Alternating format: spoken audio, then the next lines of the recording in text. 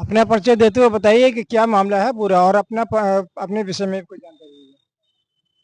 मैं माध्यमिक शिक्षक संघ का प्रांतीय अध्यक्ष हरिश्चंद्र दीक्षित के संज्ञान में एक बात आई कि शिव बहादुर का बिना शोकॉज नोटिस दिए, बिना उनका पक्ष जाने, माननीय उच्च न्यायालय के यथास्थिति के आदेश की बिना जांच किए, बिना उसकी जानकारी किए, जिला विद्यालय निरीक्षक ने दिवाली के पूर्व उनका वेतन काट दिया। मैंने ये इस बात को लेकर के डीएम साहब को दिया। डीएम साहब ने टेलीफोन से इनको कहा कि वेतन काटना ये ठीक बात नहीं है। उसके बाद इन्होंने कोई कार्रवाई नहीं की। मैंने इनको लिख के दिया। लिखने के बाद इन्होंने कहा कि एक हमारा अधिकारी जांच करेगा। उस जांच अधिकारी ने भी इनसे नहीं पूछा, कोई भी नोटिस इनको नहीं दिया कि आपको कुछ कहना है। फांसी जिसको सजा हो जाती है उससे भी एक बार पूछा जाता है कि भाई आपको अपनी सफाई में क्या कहना है। आखिरी समय तक पूछा जाता है कि आपको कुछ कहना तो नहीं है। इन्होंने वो भी नहीं पूछा और अधिनायकवादी प्रवृत्ति को लेकर इनके वेतन को कटवाने के लिए पूरा प्रयास किया। हमने जो लिख के दिया उस पर भी कोई निष्कर्ष आपने नहीं निकाला। हमको जब पत्र लिखा डीएम के कहने पर तो उसमें लिख दिया कि कर्मचारी सहयोग नहीं कर। अरे कर्मचारी को कुछ लिख के जब दिया ही नहीं तो सहयोग क्या करता और किसे देता जाके। आप जब आपने अथवा आपके जांच अधिकारी ने जब कोई नोटिस दिया ही नहीं तो ये किसको और क्या बताते। ये सब चीज अंधेरे में चल रही। जिला विद्यालय निरीक्षक भ्रष्ट हाथों में खेल रहे और वो शिक्षणेतर कर्मचारी भाइयों का जो नेतृत्व कर रहे भाई शिव बहादुर यादव जी, उनको उत्पीड़ित करने का पूरा प्रयास कर रहे हैं। हमने यह तय कर लिया था 16 तारीख को डीएम को, कमिश्नर को, मुख्यमंत्री को और अपर मुख्य सचिव को ये पत्र देकर मैंने कहा था कि अगर उनके साथ न्याय नहीं हुआ तो हम आज दिवाली के दिन हम दिवाली नहीं मनाएंगे और गांधी प्रतिमा पर बैठकर उपवास करेंगे। उसी के अनुसार हम उपवास पर बैठे हुए हैं। हम संघर्ष करेंगे और जब तक इन डियाओस को निलंबित नहीं करा देंगे और शिव बहादुर को न्याय प्रदान नहीं करा पाएंगे तब तक ये संघर्ष के कार्यक्रम जारी रहेंगे। इसके बाद सीधे हम लखनऊ जाएंगे, डायरेक्टर के यहाँ सारे संगठन को एक करके और धरना प्रदर्शन और जेल भरो आंदोलन करें। जब भी किसी सरकारी कर्मचारी के खिलाफ कोई एक्शन लेना होता है तो जो उस विभाग का जो कॉम्पिटेंस अथॉरिटी होती है या जो जांच ऑफिसर होता है वो एक शोकास नोटिस देता है कर्मचारी को कि आपके खिलाफ ये शिकायतें आ रही हैं, इसके विषय में आपका क्या कहना है। क्या इस तरह का कोई नोटिस नहीं दिया? कोई नोटिस नहीं दिया गया मुझे जहां तक जानकारी है। और शिव बहादुर आपके सामने बैठे, आप पूछ सकते हो इनको कोई नोटिस मिला? कोई नोटिस नहीं मिला। कितना वेतन काटा गया इनको? पूरा वेतन चला गया 60,000 रुपया, 70,000। आपने ये नहीं पूछा जाकर के अधिकारी से कि भाई इनके बीवी बच्चे क्या खाएंगे? नहीं, वो सुनने को नहीं तैयार, क्योंकि उनको किसी ने बता दिया कि इसमें लंबी रकम मिलेगी। ये घूसखोरी का मामला है। अधिकारी घूस लेना चाहता। उसे कहा है कि आप अकेले घर में आइए। किसी से ये बात कही है कि घर में आइए, इसका क्या मतलब? आप सरकारी कर्मचारी अधिकारी के ऊपर आरोप लगा रहे हैं? पक्का 100% आरोप लगा रहा हूँ। अगर आप सिद्ध ना कर सके तो आपके खिलाफ भी मुकदमा बन सकता है। बन जाए, हमें कोई दिक्कत नहीं है। आपने अपने विभागों में ये नहीं बताया कि आपकी सैलरी पूरी काट ली गई, आपके बीवी बच्चे क्या खाएंगे? हमें जब कोई सूचना नहीं मिली तो हम कैसे बता? आपको कैसे मालूम आपकी सैलरी कट गई? हमें जब मेरे खाते में नहीं आई तब पता चला कल। मतलब अभी कल ही आपको जानकारी? कल ट्रांसफर होके आ गई। आपको सैलरी आ गई है? जब ट्रांसफर होके आती है तभी पता चला। हमारी नहीं आई है। अच्छा। बाकी सबकी आई है। कई कर्मचारियों के साथ ये एक्शन लिया गया? हाँ, इन्हीं के खिलाफ एक्शन लिया गया। अरे भाई उनसे जवाब सवाल करो, उनकी स्थिति जानो कि आखिर क्या क्या झगड़ा है। हाई कोर्ट ने बाकायदे यथास्थिति के आदेश किए हैं, तो आप कैसे उसको डिस्टर्ब कर सकते हैं? अंत में आप अपने अधिकारी से कोई रिक्वेस्ट करना चाहेंगे?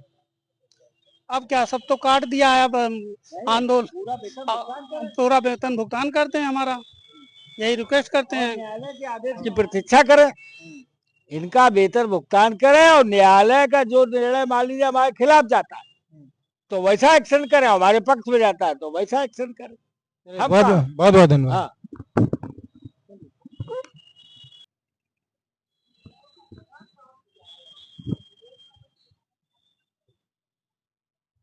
मैं प्रेम बाबू, राजधानी न्यूज 24 से।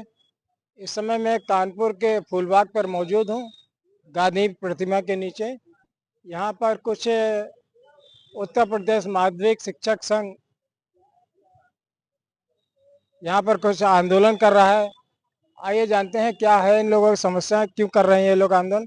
सर, अपना परिचय देते हुए बताइए क्या हो रहा है यहाँ पर। मैं उत्तर प्रदेश माध्यमिक शिक्षणेतर संघ का जिला मंत्री कानपुर नगर के पंकज कुमार वर्मा। मैं ये बताना चाहता हूँ कि संयुक्त माध्यमिक शिक्षक संघ एवं शिक्षणेतर संघ के संयुक्त तत्वाधान में पूर्व आयोजित कार्यक्रम के अनुसार आज हम सब लोग उपवास पे बैठे हुए हैं 3 बजे तक। उसके बाद ज्ञापन माननीय मुख्यमंत्री जी और महामहिम राज्यपाल जी को संबोधित ज्ञापन प्रेषित किया जाएगा। हड़ताल में बैठने का कारण क्या है? जिला विद्यालय निरीक्षक द्वारा Gyan Bharati MS inter college Birana road के परिचारक श्री शिव बहादुर यादव, जो शिक्षणेतर संघ के प्रदेश महामंत्री हैं, उनका अनियमित रूप से वेतन काट दिया गया है, जबकि उक्त प्रकरण माननीय उच्च न्यायालय द्वारा यथास्थिति आदेश निर्गत किए गए हैं। उन आदेशों का कोई भी संज्ञान नहीं लिया जा रहा, जबकि पूर्व में भी उनको संगठन के माध्यम से प्रदेश प्रांतीय अध्यक्ष श्री हरिश्चंद्र दीक्षित द्वारा प्रेषित किया गया था लिखित रूप में। उसके उपरांत भी जब उसका संज्ञान नहीं लिया गया तो माननीय जिलाधिकारी आदरणीय जिलाधिकारी महोदय को हम लोग ने एक संयुक्त ज्ञापन दिया। उनके द्वारा भी निर्देशित टेलीफोनिक वार्ता के उपरांत भी जिला विद्यालय निरीक्षक अपनी स्वेच्छाचारिता के क्रम में निरंतर अपने चल रहे हैं और वो जांच के नाम पर अनेकों शिक्षकों को, कर्मचारियों को पीड़ित कर रहे हैं। और दीपावली जैसे पावन उत्सव पर उन्होंने एक कर्मचारी का पूरा वेतन काट दिया, जिससे उनका परिवार इस त्योहार में मनाने से मरहूम है। इसलिए संगठन ने ये बीड़ा उठाया कि हम सब लोग भी दीपावली नहीं मनाएंगे। कौन अधिकारी है जो संविधान विरोधी हरकतें कर रहा है? हमारे वर्तमान जिला विद्यालय निरीक्षक डॉक्टर संतोष कुमार राय जी और सह जिला विद्यालय निरीक्षक श्री प्रशांत कुमार द्विवेदी जी, ये जांच के नाम पर लोगों का उत्पीड़न कर रहे हैं और भ्रष्टाचार संलिप्तता इनमें भरी हुई है। किस जिले की घटना है ये? कानपुर नगर। कुछ तो कमियां आप लोगों में पाई गई होंगी ना, जो अधिकारी ऐसा ही तो थोड़ी करता है। भाई, जांच अगर हमारे खिलाफ किसी के द्वारा प्रत्यावेदन प्रस्तुत किया गया तो हमें जांच का अवसर नहीं, हमें अपना पक्ष प्रस्तुत करने के लिए मौका देना चाहिए।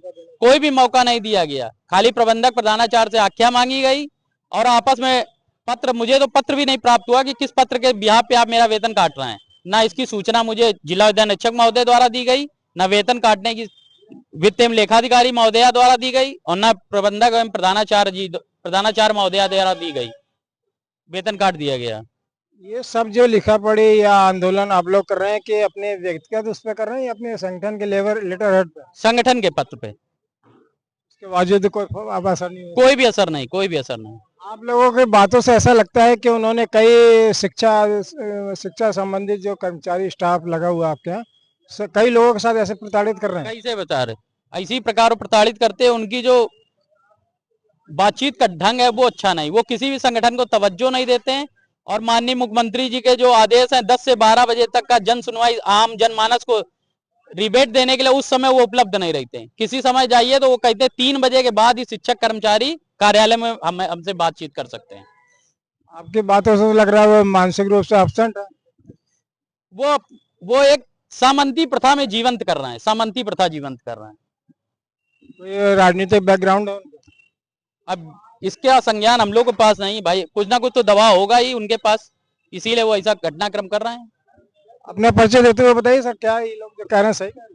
ये अपना परिचय। ये मेरा नाम मुरलीधर त्रिपाठी, जिला संघर्ष समिति संयोजक। ये जो हमारे जिला मंत्री कह रहे हैं, घटना पूरी तरह सत्य है और ये डीआईएस महोदय जो है किसी की बात सुनते नहीं है, सब प्रताड़ित है इनसे। इतना कहना चाहता हूँ। अभी आपने कहा कि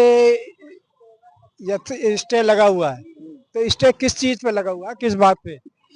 जो पारिवारिक उत्तराधिकार का विवाद चल रहा है मृतक आश्रित नियुक्ति पर, उस पे यथास्थिति का आदेश है माननीय उच्च न्यायालय का 2014 का, याचिका संख्या 203/2014।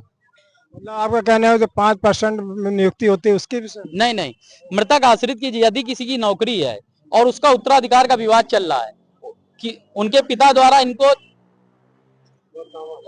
गोदनामा कराया गया था, और उसके उपरांत उनके परिवार वालों शिकायतों को लेकर, जबकि मामला उच्च न्यायालय में, तो समन्वित शिकायत निवारण प्रणाली के लिए इसके लिए मुख्य सचिव चीफ सेक्रेटरी का एक आदेश भी जारी है, शासनादेश, कि इस प्रकार के संदर्भित प्रकरणों को आप परिधि में नहीं आईजीआरएस के, लेकिन उसके बाद भी उसको परिधि में लेकर योजनाबद्ध तरीके से पीड़ित कर रहे हैं कर्मचारी को। मैं आपकी बात समझ नहीं पा रहा हूँ। जैसा कि सरकारी कर्मचारियों में सेंट्रल गवर्नमेंट का, अगर किसी कर्मचारी की डेथ हो जाती है तो उसके परिवार के आश्रित को नौकरी दी जाती है, उसी संदर्भ में आपका स्टेट गवर्नमेंट का है? हाँ, स्टेट गवर्नमेंट। मृतक में क्या नियम है? हमारे यहाँ भी यही नियम है कि मृतक आश्रित मृतक आश्रित का लाभ दे दिया जाता है, जैसे आपके यहाँ है वैसे हमारे यहाँ भी है मृतक आश्रित को। अब इनके प्रकरण में ये था श्री शिव बहादुर जी के में कि इनके पिताजी ने दूसरा विवाह किया था।